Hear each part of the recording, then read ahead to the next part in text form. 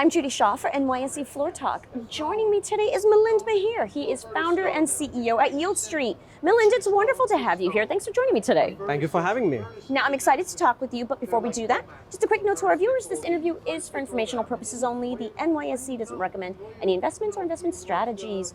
All right, so Milind, tell me about the importance of private markets in an investment portfolio. Who's investing in these assets today, and why is YieldStreet focused on alts? So Judy, private market should be an important part of everybody's portfolio. So historically, only institutions, endowments, pension funds have invested in private markets. But in the last 10 years or so, they have become much more accessible to retail investors. And so our view is that they should be a fundamental part of everybody's portfolio because it offers the diversification from the ups and downs of the stock market. And that's what we recommend people do and make private markets a part of your solution. All right, now the 60-40 model, YieldStreet has claimed that it's dead. Why is that, and what should the replacement model look like? Yeah, so 60-40 was Judy devised almost 60 years ago, okay? And at that time, mainly the thesis was that you invest 60% into stocks and 40% into bonds. That model is completely archaic. And we feel that the new model should be 40-30-30. So what's the 30?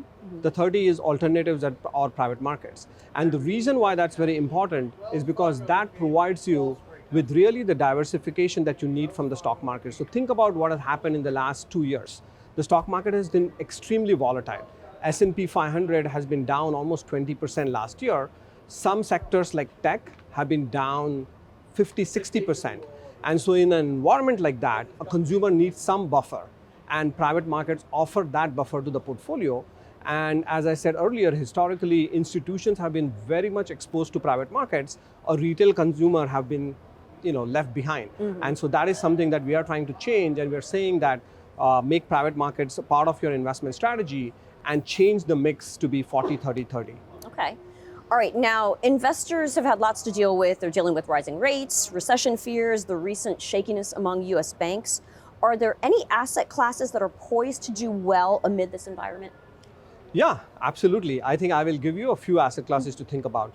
So obviously real estate is one of the biggest asset classes out there, but it comes in many different flavors. And what has happened is people are sitting on a lot of dry powder, a lot of money, and billions of dollars are expected to go in real estate. Now you actually need to know which aspects of real estate is important for you. So real estate equity was really, really strong a couple of years ago. Now, in the next 2 years, real estate debt is going to be very, very valuable. So if you think about it, because of rising interest rates, mortgages have become very expensive. So people don't want to put money in equity, but at the same time, rental market continues to be extremely strong. So think about asset classes where you're going to get rent against your real estate, and those asset classes are continuing to be stronger over the next 2 or 3 years. Another asset class that we have at YieldStreet is art. Last year was a banner year for art. All the 3 big auction houses, Sotheby's, Christie's, and Phillips, had record year. And the reason was people have made a lot of wealth over the last 5 years, especially coming out of the pandemic. And that has really seen a resurgence in the art market.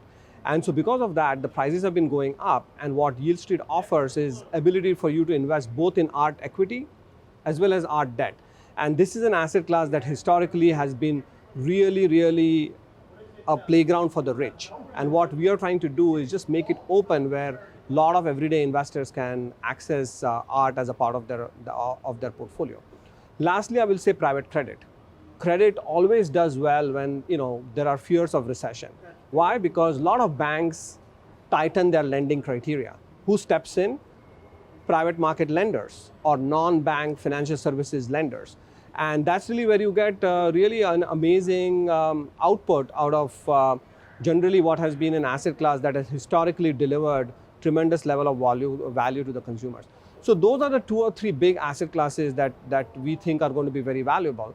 Lastly, I would like to close out by saying, whenever there is volatility in the stock market, portfolios coming out of private equity and venture capital tend to do really well. So if you think about post-pandemic, the values were sky high for all the companies, including venture capital companies. And you know that better than anybody else here at NYSE with all the value resetting that has happened in the last 12 months.